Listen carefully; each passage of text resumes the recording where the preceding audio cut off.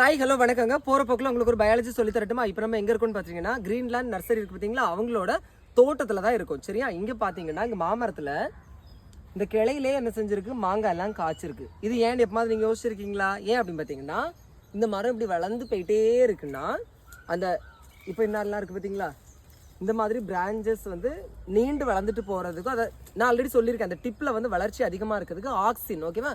இப்போ என்ன பண்ணிட்டாங்கன்னா இந்த டிப்பை வந்து என்ன பண்ணிட்டாங்க, கட் பண்ணிட்டாங்க. அப்போது அங்கே போகக்கூடிய க்ரோத் எல்லாமே இங்கே இருந்துச்சு. அப்போ அந்த ஆக்சினோட லெவல் வந்து என்ன ஆகும், கம்மியாகும். ஜிப்ரலினோட லெவல் வந்து என்ன ஆகும், இன்க்ரீஸ் ஆகி இந்த இன்டர் நோட்ஸ்ல இருந்தெல்லாம் பூக்கிறதுக்கும் காய்க்கிறதுக்கும் ஸ்டார்ட் ஆயிரும். ஓகேவா? ஸோ அதனால தான் என்ன பண்ணுவாங்கன்னா இந்த இது தோட்டத்தில் எல்லாம் வந்து என்ன பண்ணுவாங்கன்னா செடியை கட் பண்ணி விட்டு வளர்ப்பாங்க. நீங்கள் பார்த்துருப்பீங்க. இனி பார்த்தீங்கன்னா உங்களுக்கு புரியும்.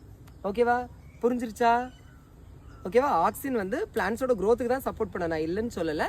அதே நேரத்தில் இது இப்படி நீண்டு போயிட்டே இருக்கும்போது ஆக்சின் தான் அதுக்கு சப்போர்ட் பண்ணோம். ஆனால் அதை இடையில கட் பண்ணி விட்டோம் அப்படின்னாகி ஆக்சினோட லெவல் வந்து நாங்கள் டிக்ரீஸ் ஆகும். ஜிப்ரலினோட லெவல் வந்து நாங்கள் இன்க்ரீஸ் ஆகி இந்த அதுக்கு கீழே இருக்கக்கூடிய இன்டர் நோட்ஸில் எல்லாத்துலேயுமே இந்த மாதிரி பூ காயெல்லாம் வரதுக்கு ஸ்டார்ட் ஆயிரும். இங்கே பாருங்க, பார்த்தீங்களா? ஓகேவா? புரிஞ்சிருக்கோன்னு நினைக்கிறேங்க. பிடிச்சதா லைக் பண்ணுங்கள். தேங்க்யூ.